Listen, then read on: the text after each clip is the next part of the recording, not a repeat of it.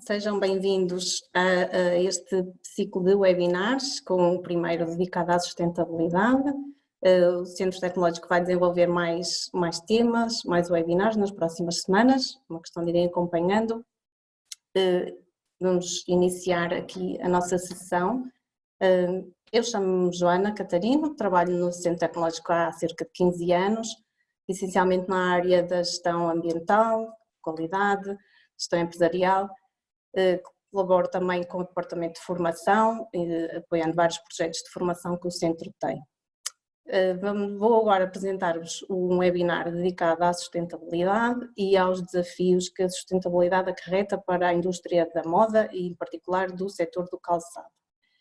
Queria só avisar-vos que no final iremos ter um bloco de questões, de perguntas e respostas, e para isso devem usar a caixa de questões que vos deve aparecer em baixo.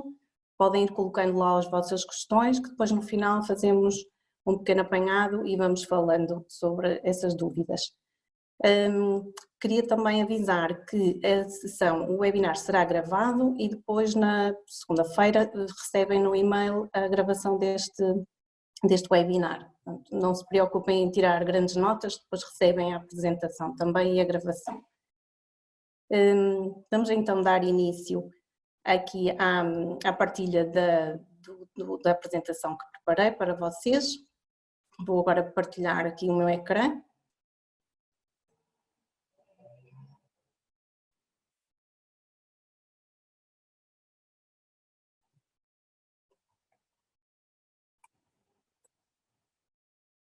Portanto, vamos falar então da sustentabilidade e tentar refletir sobre como enfrentar os desafios da sustentabilidade no setor do calçado. Vamos abordar uns conceitos, essencialmente são 4 grandes blocos de temas. Um primeiro sobre o que é o desenvolvimento sustentável, a definição e como é que foi evoluindo este princípio para a indústria. Para perceber se ele está a ser bem aplicado ou não, vamos conhecer alguns dos principais problemas ambientais que estão a ocorrer no nosso planeta, qual é o nosso papel e o que é que cada um de nós pode fazer para melhorar o nosso desempenho para o nosso planeta e, por fim, também a sustentabilidade na indústria da moda, incluindo o calçado. São estes os grandes temas que vamos abordar. Então, o desenvolvimento sustentável, a sustentabilidade, já é um conceito que tem alguns anos, não é mais de 30, e tinha por definição, foi definido numa comissão, já em 1987, tinha por definição o desenvolvimento que atenda às necessidades do presente sem comprometer a possibilidade das gerações futuras atenderem às suas próprias necessidades. Este foi o mote para se criar o conceito de sustentabilidade, aplicando no caso empresarial e industrial. A sustentabilidade assenta em 3 pilares: no ambiental, no económico e no social. Como os próprios nomes dizem, o desenvolvimento sustentável inclui o pilar ambiental na proteção do planeta, dos recursos, na gestão da ecoeficiência, recursos energéticos e naturais. O pilar da social, não é? Portanto, na questão dos direitos humanos, dos direitos no trabalho, de condições seguras e de direitos dos trabalhadores. O pilar financeiro, económico, nenhuma empresa é sustentável sem garantir resultados financeiros, portanto, promovendo uma boa relação entre clientes e fornecedores e a competitividade para o crescimento.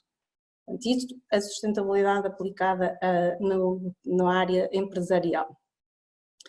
Em termos de sustentabilidade ambiental, então mais de 30 anos desde a definição do princípio do desenvolvimento sustentável, o que é que aconteceu ao nosso planeta, não é? Para percebermos quais são então os nossos desafios. Portanto, o planeta sofre de danos, de problemas ambientais, se calhar o mais conhecido são as alterações climáticas e o aquecimento global.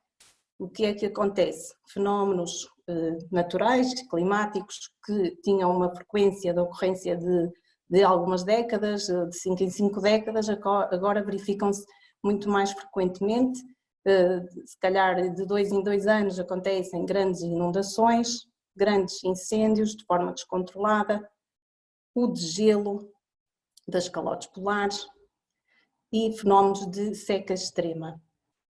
Portanto, estes problemas são do conhecimento geral, são problemas que o planeta enfrenta, essencialmente devido ao aumento da temperatura, provoca também, como é conhecida esta imagem, de inundações em Veneza. Portanto, para contextualizar melhor este que será um dos principais problemas que o nosso planeta tem e, portanto, o homem também tem, para dar algum enquadramento, só uma breve explicação sobre o que são os grandes causadores deste aquecimento global e das alterações climáticas. Provavelmente já ouviram falar de gases com efeito de estufa.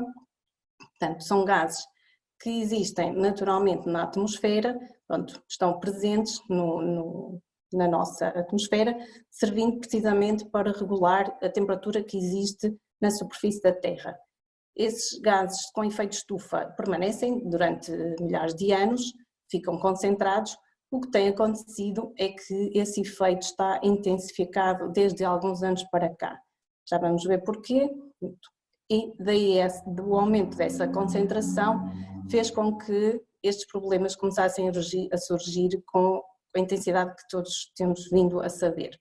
Portanto, são gases essencialmente 4 tipos de gases: o dióxido de carbono, o metano, o óxido nitroso e os gases fluorados. Eles são libertados de forma natural na atmosfera, mas também com a atividade humana. Portanto, são gases diferentes entre si, eles têm o que se chama o potencial de aquecimento global diferente, uns que são muito mais intensos do que outros e também variam com o tempo de concentração. E estas duas características fazem a diferença nos cuidados e no desempenho que temos que controlar na libertação destes gases para a atmosfera. Numa análise assim global, este gráfico transmite a quantidade de emissões de gases com efeito de estufa no mundo. É perceptível que há cerca de 50, 70 anos a emissão do dióxido de carbono, essencialmente, mas também dos outros gases, aumentou significativamente. Portanto, não podemos não perceber que a atividade humana tem um impacto na libertação de gases com efeito de estufa e, essencialmente, do dióxido de carbono. Analisando por atividade ou por setor de atividades, essencialmente a área de produção de energia da queima dos combustíveis fósseis dá origem a grandes quantidades de gases com efeito de estufa que são libertados. Depois, seguindo-se a atividade agrícola e agropecuária, o uso do solo, os transportes, a indústria também, e alguns desperdícios. São estas as grandes atividades que contribuem para as emissões de gases de estufa. Analisando mais em particular na União Europeia, percebemos que a grande atividade que dá origem aos gases com efeito de estufa é essencialmente o setor da energia, da produção de energia, que nestes mapas estão a incluir também a área dos transportes. Pelo gráfico daqui do lado direito, percebe-se que é essencialmente o transporte rodoviário, os caminhões, os carros, como é óbvio, e os grandes transportadores que são responsáveis pela maior parte das emissões de dióxido de carbono e de gases com efeito de estufa na União Europeia. Portanto, a nossa atividade não é essencialmente agrícola, temos mais indústria, mas é a produção de energia que nos leva, enquanto União Europeia, à produção de maior gases com efeito de estufa. Portanto, o setor ou a atividade ligada aos transportes, ao contrário das outras atividades que têm conseguido melhorar o seu desempenho no controle e na diminuição dos gases com efeito de estufa que geram. Portanto, houve o compromisso com o primeiro protocolo, que foi o protocolo de Kyoto, que estabeleceu que a partir de 1990 os países que aderiram ao protocolo tinham que reduzir as suas emissões.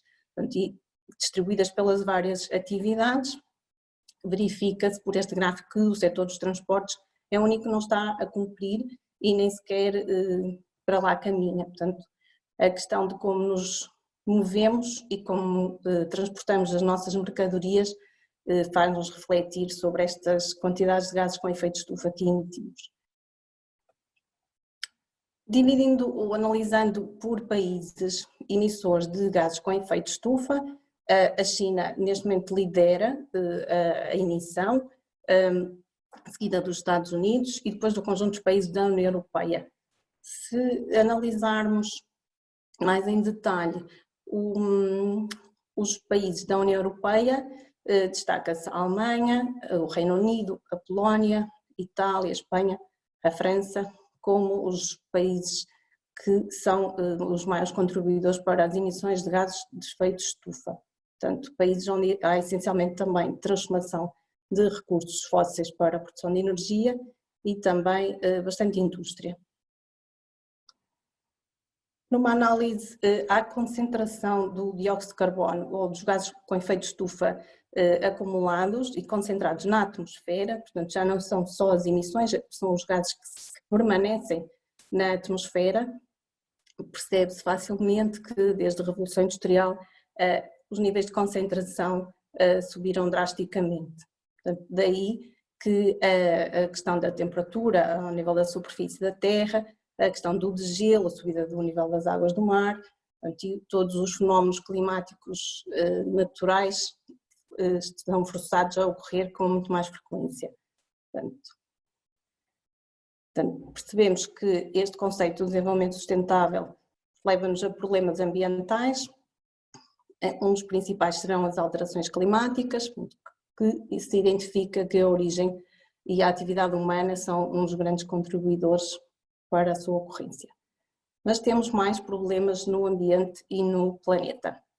Temos a presença de poluentes atmosféricos diretamente relacionados com a atividade humana, como as partículas, o dióxido de azoto e o ozono troposférico.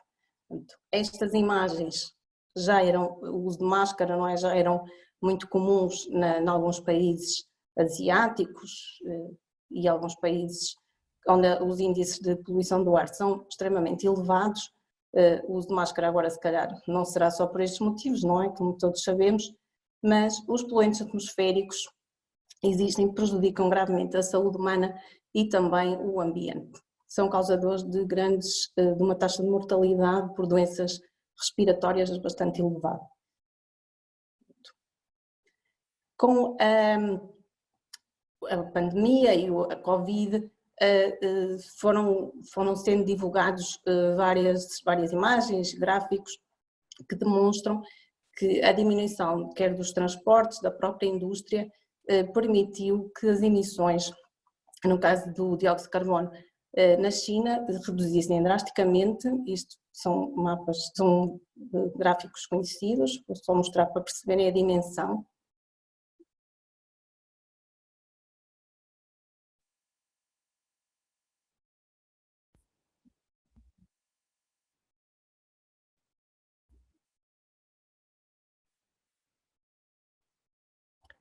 Outro gráfico que pode ilustrar a diminuição das emissões também do dióxido de azoto, mais no norte da China, norte de Wuhan, não é? Entre janeiro e fevereiro, uma redução drástica da densidade do dióxido de azoto. O norte de Itália, também sendo um país bastante afetado pela Covid, também sofreu reduções bastante significativas na libertação do dióxido de azoto. Para além da poluição do ar, o problema nos oceanos, o problema quer dos plásticos, quer da quantidade de lixo que chega aos nossos oceanos, são situações conhecidas. Os vários vídeos sobre a poluição e os plásticos nos mares das Caraíbas já surgiu há alguns anos. Estas imagens são conhecidas. É um problema que aparentemente não fica nos países mais desenvolvidos, mas o problema não desaparece e o plástico e os resíduos vão contaminar os nossos oceanos. Este problema ou este dano aos nossos oceanos provoca ataques às espécies marinhas, uma questão da biodiversidade, da redução da biodiversidade e da sobrevivência de algumas espécies, que por sua vez também acabam na cadeia alimentar, não é? Com os microplásticos e com a presença de substâncias perigosas também para a saúde que acabamos por ingerir mais tarde. Os próprios resíduos também são um dos problemas ambientais graves. Os países mais desenvolvidos já não têm capacidade, já não têm espaço nem recursos para tratar toda a quantidade de lixo que gera, que a sua atividade gera e o seu desenvolvimento também gera. Para já não temos outro planeta para poder enviar o lixo para Marte, não é? Como às vezes se brinca, e ainda não estamos nem de longe nem de perto com a capacidade de termos o nosso lixo de um mês ou de alguns meses colocado assim num frasquinho deste tamanho. Até lá chegarmos ainda vamos demorar. Temos um problema com vários tipos de ataques ao nosso planeta, de dificuldade de recuperação e regeneração dos seus recursos. Este dano ao planeta de uma forma global é medido por o que se chama do Overshoot Day. Ele acontece cada vez mais cedo, ou seja, ao longo do ano vai sendo medido o dia em que o planeta esgota a sua capacidade de regeneração para o consumo e para o padrão de uso dos recursos naturais. No ano passado ele foi em 29 de julho, Portugal teve esse dia a 26 de maio, e percebe-se pela análise deste gráfico que já não nos chega a um planeta, já estamos quase a precisar do dobro dos nossos recursos naturais e ao longo dos anos cada vez este dia chega mais cedo, ou seja, cada vez esgotamos os recursos ao longo do ano cada vez mais cedo. Uma distribuição dos países, percebe-se que os países mais desenvolvidos têm este dia mais cedo e os países menos desenvolvidos conseguem quase ter os seus recursos atingidos por um planeta como deveria ser. Portugal está ali menos de metade do ano, como foi dito.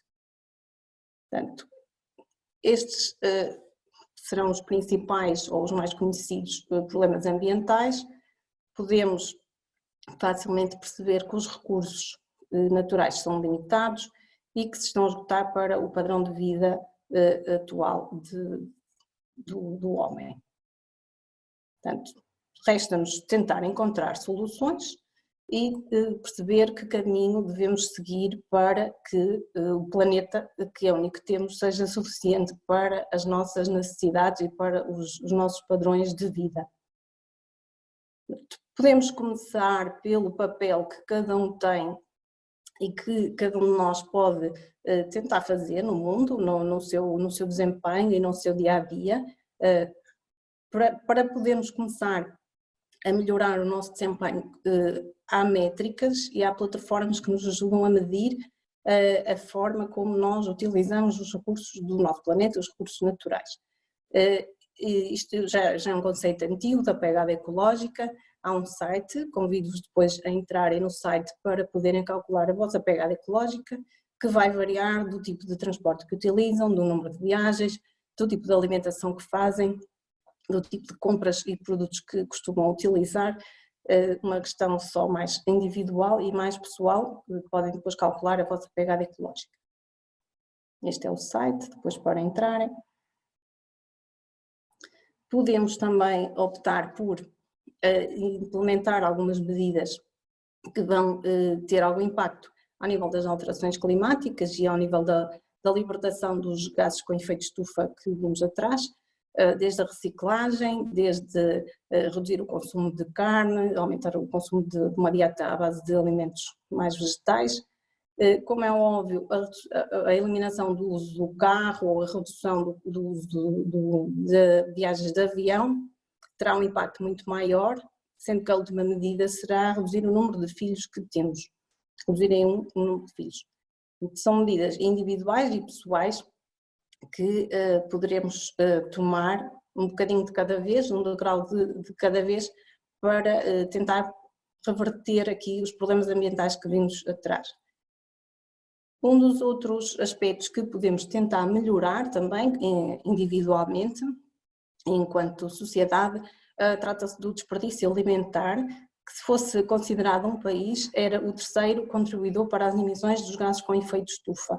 Portanto, a FAO estima que cerca de 30% dos alimentos são desperdiçados, portanto, um terço é muito alimento desperdiçado, que acarreta emissões de gases com efeito estufa e de poluição associadas a este desperdício. Podemos também implementar a política dos 5 R's, que vão desde o recusar, reduzir, reutilizar, reciclar e depois rejeitar, até à política já mais recente que também percebemos dos 7 R's, que incluem a reflexão antes do recusar e, por fim, o revolucionar. Há ainda também plataformas que ajudam a medir, agora já ligando um bocadinho mais à questão da indústria da moda, vestuário, refinaria, calçado. Existem também plataformas e ferramentas de medir a pegada ambiental da roupa que nós vestimos, da roupa que utilizamos. Portanto, cada vez há mais marcas e plataformas de compra de roupa em segunda mão, o aluguer, várias formas de melhorar o impacto ambiental do uso essencialmente da roupa. Portanto, já percebemos que temos que também ter o nosso papel na defesa do ambiente. E como é que estes conceitos começaram a surgir, quer nas marcas, quer nas empresas e na indústria? Essencialmente, apesar do princípio do desenvolvimento sustentável já ter alguns anos, essencialmente foi há cerca de 7 anos, fez na semana passada, 7 anos que ocorreu o colapso do Rana Plaza no Bangladesh, que foi todo um edifício que ruiu, onde morreram mais de 1000 pessoas, várias fábricas instaladas, fábricas de marcas muito conhecidas, e este desastre deu origem a vários movimentos ou a vários sentidos de preocupação de que alguma coisa tinha que ser feito. Portanto, não é assim um movimento tão antigo quanto isso. Um dos principais movimentos, o principal, será a Fashion Revolution, que agregou várias empresas, vários compromissos de muitas entidades, em que a questão da proteção e do apoio à cadeia de fornecedores era uma prioridade em detrimento do lucro e do crescimento financeiro apenas do negócio. Esta entidade, esta organização, criou um manifesto com vários pontos e vários compromissos, junta mais de 500 marcas atualmente, essencialmente não abdica da moda e do conceito da moda, mas não às custas das pessoas ou dos direitos das pessoas, nem do direito a um planeta sustentável e saudável. Portanto, este manifesto também está público, tem o site, tem bastante informação, depois se quiserem consultar. Para além do manifesto da Fashion Revolution, no ano passado, também há cerca de um ano, foi criado mais um pacto, o Fashion Pact, que juntou, neste momento são mais de 150 marcas, mas a grande diferença foi que conseguiu reunir as marcas de luxo, que têm um poder e uma capacidade financeira, não é, para poder atuar e para poderem também lançar as primeiras fases de trabalho na área da sustentabilidade e da responsabilidade social. Portanto, como líderes das questões de comunicação e marketing, têm muito mais poder para fazer a diferença e para puxarem as outras empresas mais pequenas ou de menor valor acrescentado para que também se alinhem com estes princípios da sustentabilidade. Estes movimentos deram também origem a rankings, a sites e a plataformas, entidades especializadas em avaliar o desempenho, o compromisso e o esforço de cada marca ou de cada empresa para o compromisso ambiental e das alterações climáticas. Há vários sites que publicam e avaliam de forma mais ou menos explícita as marcas. Percebem que há marcas que com certeza trabalham com as vossas empresas que estão nestes índices e nestas plataformas de rankings. Depois podem procurar até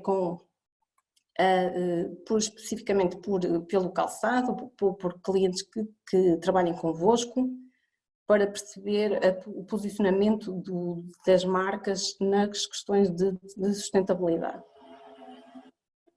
Conceitos novos surgiram, como por exemplo a questão da economia circular, do circular design, sendo que a grande entidade que divulga e que produz imenso conteúdo sobre este tema e sobre o que é a economia circular é a Ellen MacArthur Foundation. Tem imensos vídeos, imensas explicações sobre este conceito e sobre estes temas no site da Ellen MacArthur Foundation, que essencialmente este conceito o que faz é evitar o desperdício e reduzir o consumo de recursos naturais novos. A ideia é que tudo seja aproveitado sem desperdício.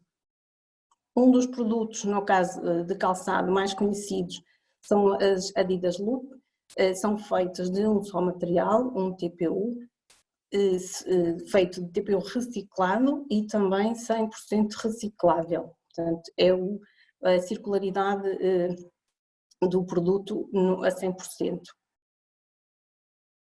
Para certificar este princípio da economia circular e da circularidade do produto, existe o selo da Cradle to Cradle, que certifica produtos com base em vários critérios.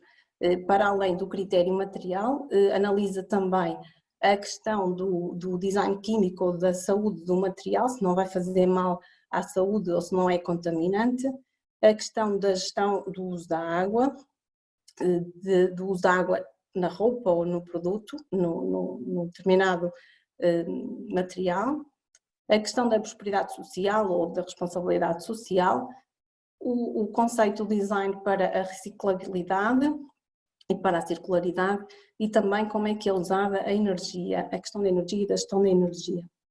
Este selo já existe há alguns anos, já há várias marcas que já têm imensos produtos certificados. O calçado também já tem alguma coisa, não muita. Isto são uns exemplos de um chinelo de casa, de andar em casa, também com o selo da Cradle to Cradle. As marcas foram cada vez mais divulgando nas suas plataformas, nas redes sociais, nos sites, um menu dedicado à sustentabilidade. Não deixaram de enquadrar este termo e este conceito na forma como apresentam os seus produtos. Uma das plataformas mais conhecidas de comércio a nível europeu, a Zalando, tem também um dos menus do site dedicado à responsabilidade social e da empresa, onde apresenta os fabricantes com quem trabalha. Para cada país, abre-se uma lista das empresas que trabalham para a Zalando. Portanto, conseguem identificar aqui algumas empresas conhecidas. Portanto, as empresas são bastante analisadas e ficam conhecidas quando trabalham com determinadas marcas. Por outro lado, as marcas, os grandes grupos do retalho, criaram etiquetas e submarcas para mostrar que estavam a desenvolver produtos e estratégias para demonstrar e melhorar a sustentabilidade da sua produção. O grupo Inditex criou a etiqueta Join Life, o grupo PVH, que tem marcas como a Tommy Hilfiger, criou o Movimento Zero, Minimize Waste. A H&M criou uma linha, a linha Conscious, com produtos feitos com materiais mais sustentáveis, e a H&M tem sido uma das marcas que mais tem apostado no compromisso da mudança, da melhoria e da transparência. Surgiu também com a Fashion Revolution, é uma etiqueta desse movimento. Já devem também ter visto o Instagram e redes sociais esta etiqueta, não é? Este hashtag nas imagens, o Made My Clothes, nitidamente uma empresa portuguesa aqui com o I Made Your Shoes, portanto já há empresas a aderir a este movimento, esta é recente, e também as malas da marca António, I Made Your Bag. Portanto, toda a indústria ligada à moda, ao vestuário, calçado e marroquinaria está a ser escrutinada e analisada quer pelo consumidor, quer pelas próprias marcas e clientes. Portanto, o que é que todos procuram, quer do lado da linha de fornecimento, quer do lado da linha dos clientes, todos procuram transparência. Daí que já há cerca de 4 anos é publicado também pela Fashion Revolution um guia, um índice de transparência na moda. Este índice tem bastante conteúdo, ele é público, se forem ao site da Fashion Revolution conseguem descarregar o documento.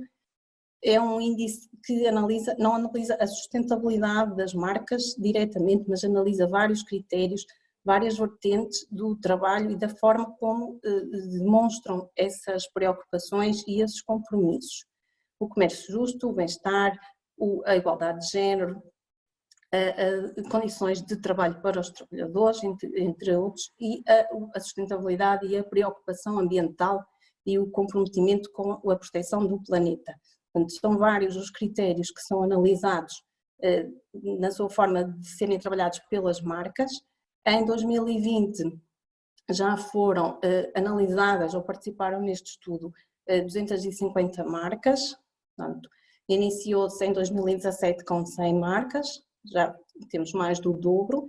Portanto, esta imagem permite destacar o que é um grupo que nitidamente fez o trabalho de demonstrar e de ser cada vez mais transparente, que foi a marca que ganhou o ranking deste ano, portanto, que é o grupo H&M, um grupo que trabalha também com empresas portuguesas, que se calhar trabalha com as vossas empresas. Foi uma das marcas que mais subiu ao longo destes anos, não é? E este ano ficou aqui no primeiro lugar do índice. Portanto, é a única que tem a pontuação ao nível da transparência acima dos 70%, mas temos outras marcas também que trabalham em Portugal, só destacar algumas, trabalham com empresas nacionais e que já estão a fazer este trabalho de mostrar e demonstrar como é que estão comprometidas e a desenvolver esforços na proteção do planeta e da responsabilidade social. Portanto, além da H&M, do grupo PVH também trabalha com bastantes empresas portuguesas, o grupo Inditex e também a Zalando. Portanto, entre outras, aqui também existem várias marcas que trabalham com empresas portuguesas de calçado e não só, não é? Também muito têxtil, que é muito avaliado. O setor têxtil tem também uma análise bastante detalhada sobre as práticas que tem, mas o calçado nitidamente já está a ser bastante avaliado à lupa pelas marcas, pelos clientes.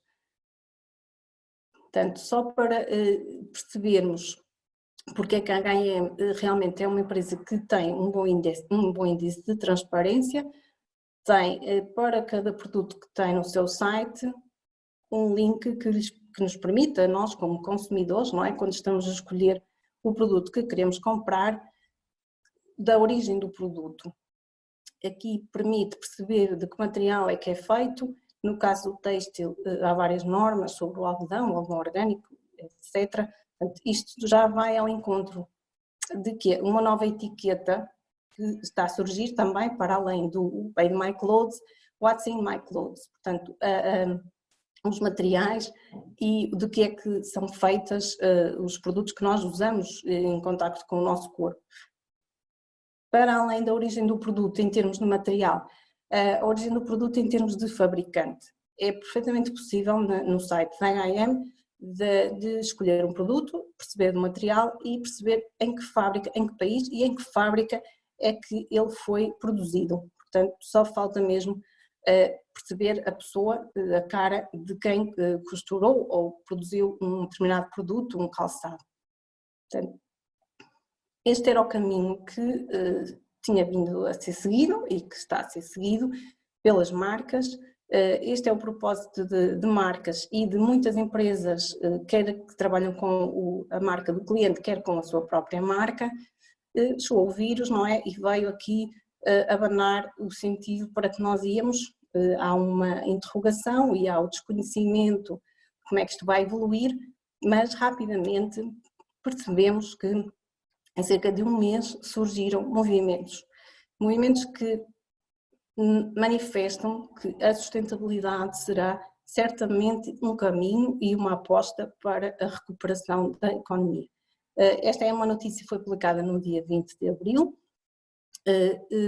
portanto, cerca de um mês de ter sido decretado o estado de emergência em Portugal, define e aposta na recuperação pela sustentabilidade e, entretanto, também, logo passados uns dias, terá sido tudo na mesma semana, surge a Aliança Verde, uma Aliança Verde ao nível europeu, ao nível dos Estados-membros, que já reúne 12 ministros do ambiente da União Europeia e que também reforçam que será a recuperação verde após a pandemia, será o caminho e será uma aposta para que o crescimento e a boa saúde das nossas empresas e da nossa indústria não se desmoreça.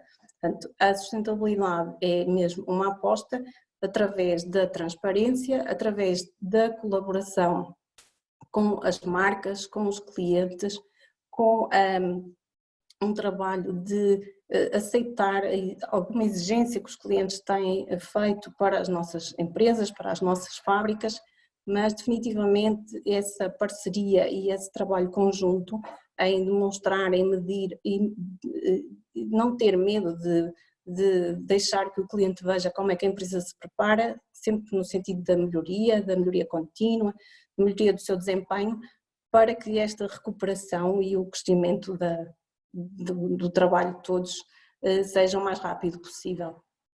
Portanto, percebemos que a sustentabilidade não está assim tão bem de saúde, não é? Temos todos um papel e apostando na transparência e na colaboração e parceria poderemos enfrentar aqui estes desafios que já tínhamos e que ainda ficaram mais acentuados com esta crise ao nível mais de saúde. Esperemos que não seja também uma crise financeira para as nossas indústrias e para as nossas empresas. Queremos todos renascer e ficar bem de saúde. Muito obrigada por terem estado a assistir. Vou-vos deixar qualquer questão, tem aqui o meu e-mail, joana.catarino@ctcp.pt, e vou-vos deixar também aqui, por fim, os títulos e as datas dos próximos webinars que vão ser apresentados pelo Centro Tecnológico já na próxima terça-feira, depois na quinta-feira, novamente às 5, portanto, e na semana seguinte temos já um outro webinar.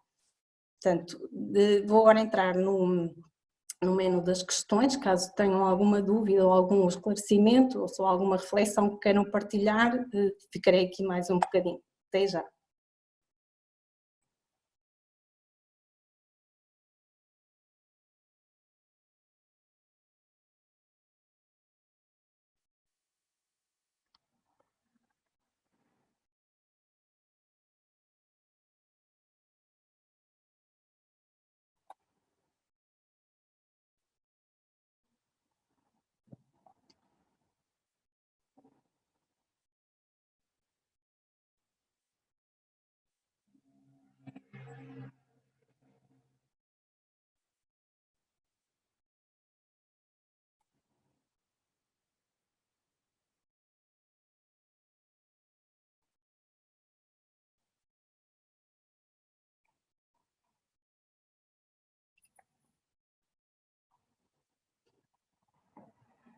Temos aqui a reflexão de menos filhos, menos roupa, menos comida.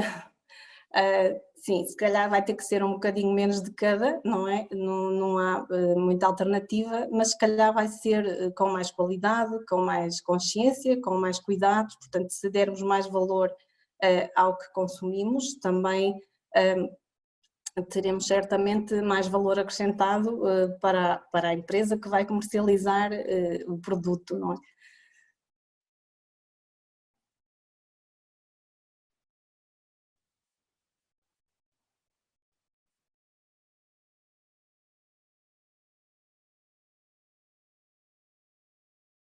Portanto, eu tenho aqui uma questão, como é que as PMEs se têm que preparar para poder demonstrar esta transparência, tal como as marcas o têm feito?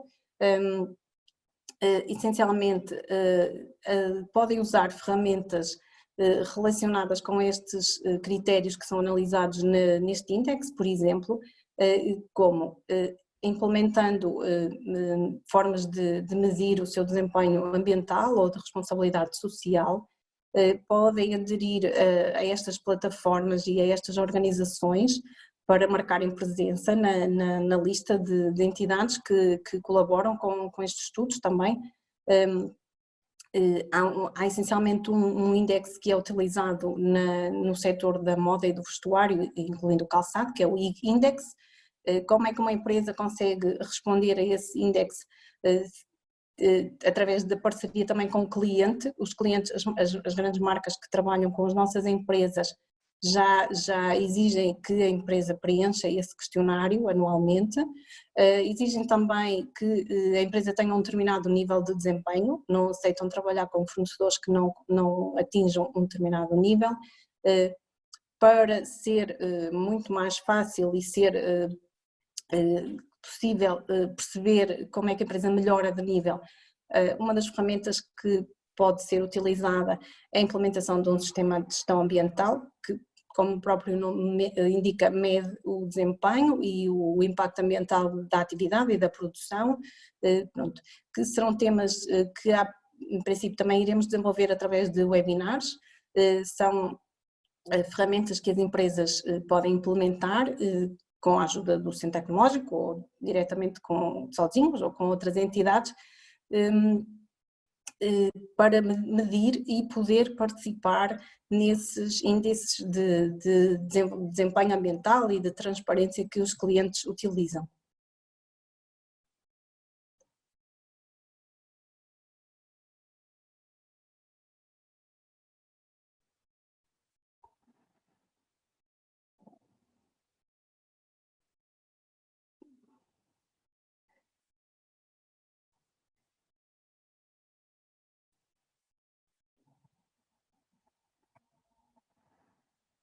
Tenho aqui uma questão da certificação dos sistemas de gestão ambiental.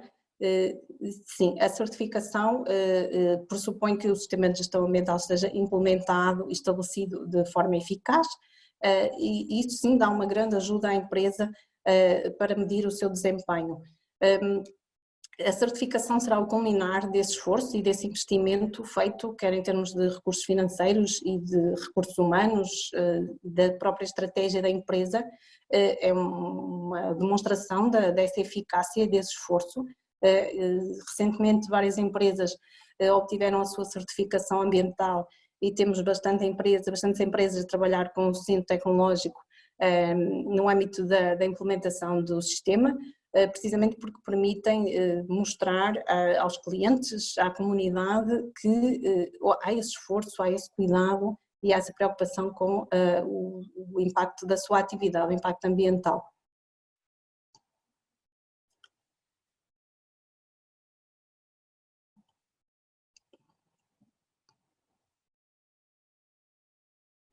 Portanto, se irá existir algum webinar para a implementação dessas ferramentas, sim, iremos apresentar um sobre a norma 14001, o sistema de gestão ambiental, que também explica como é que funciona o WIG Index e como é que as empresas podem demonstrar esse desempenho nesse índice.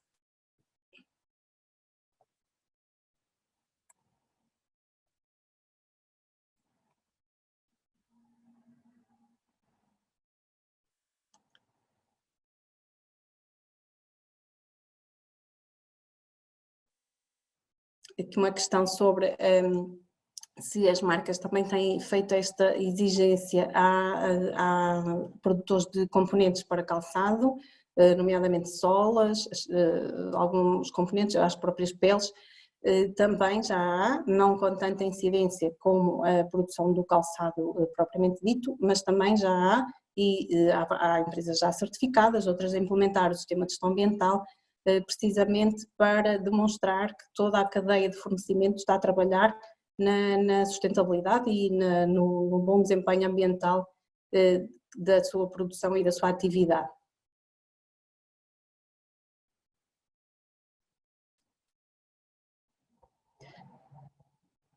Se melhorar o desempenho ambiental traz vantagens competitivas e se reduzem custos. Sim, sendo que um desempenho ambiental mais eficaz é o que se chama de ecoeficiência, não é? Portanto, e o eco pode vir de ecológico e também de económico.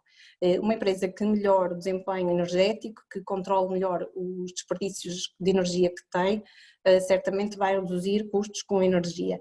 Se implementar soluções ou fizer esse investimento nas energias renováveis, sendo um investimento de alguma dimensão, não vai fazer sem ter a certeza que vai ter retorno financeiro sobre esse investimento. Portanto, a nível ambiental, se a empresa de resíduos, se a empresa controlar melhor os seus desperdícios, vai poupar materiais, não é? O material é caro, a matéria-prima é cara, não deve ser desperdiçada.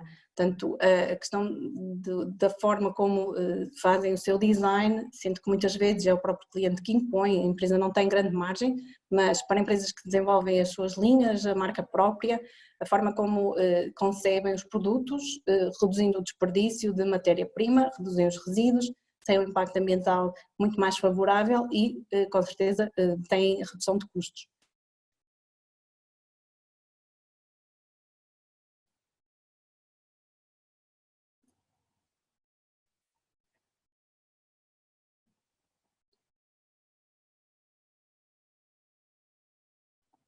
Aqui uma questão sobre quais são os critérios mínimos que as marcas exigem.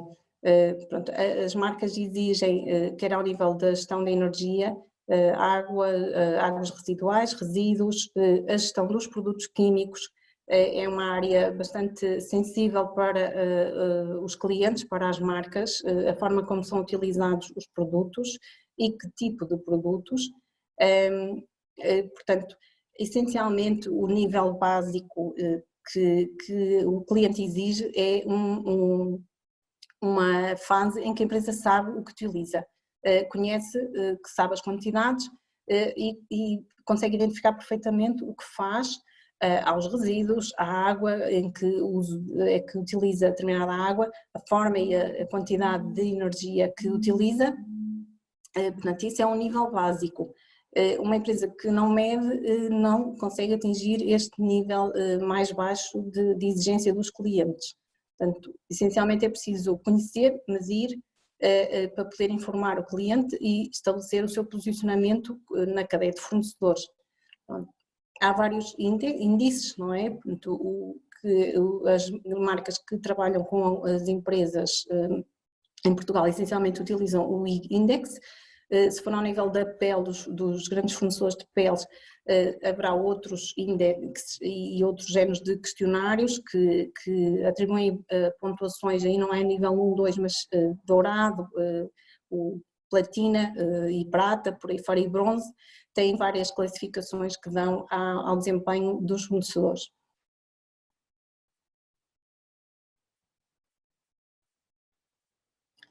Aqui uma questão, como é que o Centro Tecnológico ajuda as empresas na obtenção das certificações?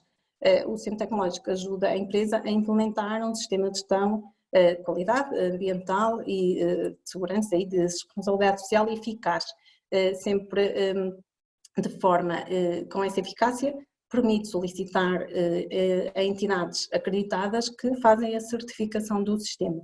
Portanto, o Centro Tecnológico presta o serviço na implementação e colabora com a empresa até à obtenção do certificado e pode continuar a colaborar para o manter também.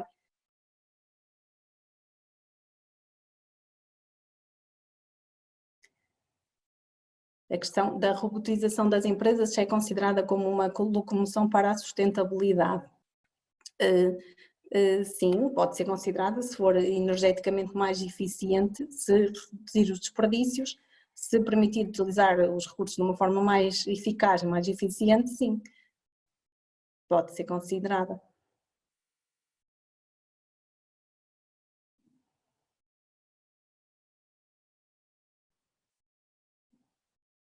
Portanto, várias questões, vamos partilhar o webinar, sim, a gravação do webinar será enviada na segunda-feira.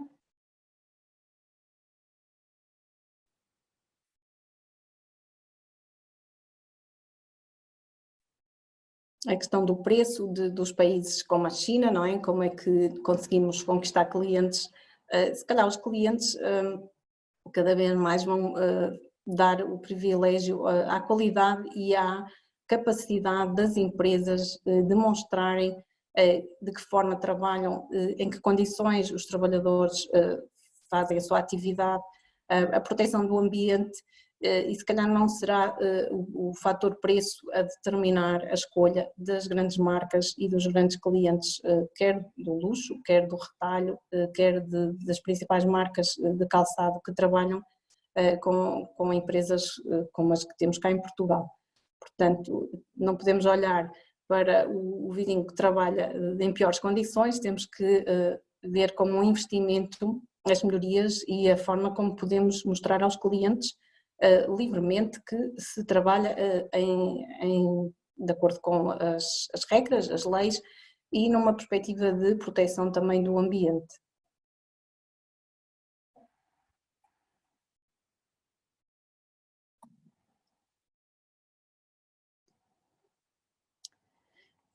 Há aqui uma questão do cálculo do impacto ambiental da produção do produto, e será como se fosse a pegada ecológica do produto, não é? A pegada ambiental de um produto. Esse trabalho não é feito no âmbito do sistema de gestão ambiental, é um serviço que podem contactar a doutora Maria José Ferreira para abordar esse assunto. Tenho também uma questão.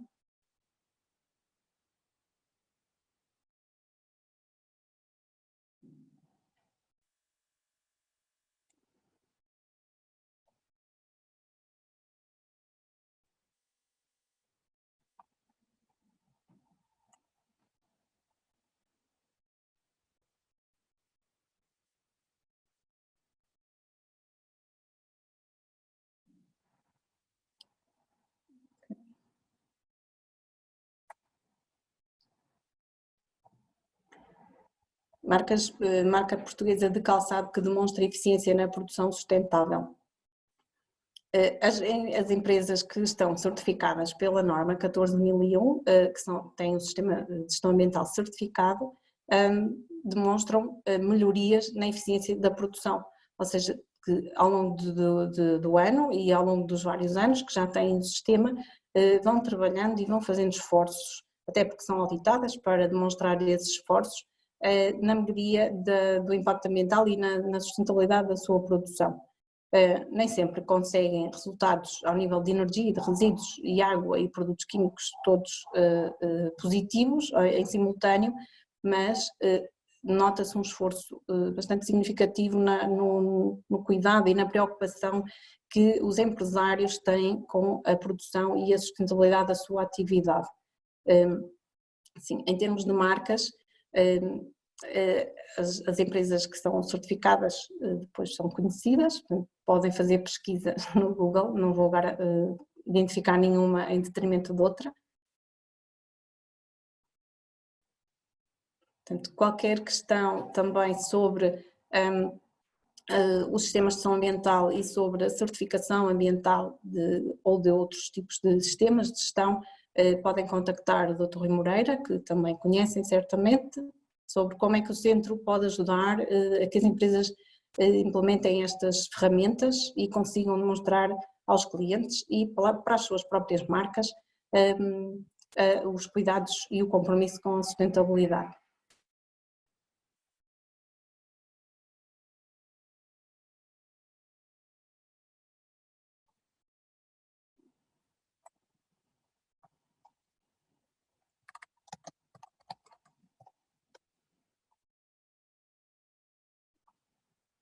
Penso que já não há mais questões. Muito obrigada pela vossa presença neste webinar e votos de um bom fim de semana prolongado. Obrigada.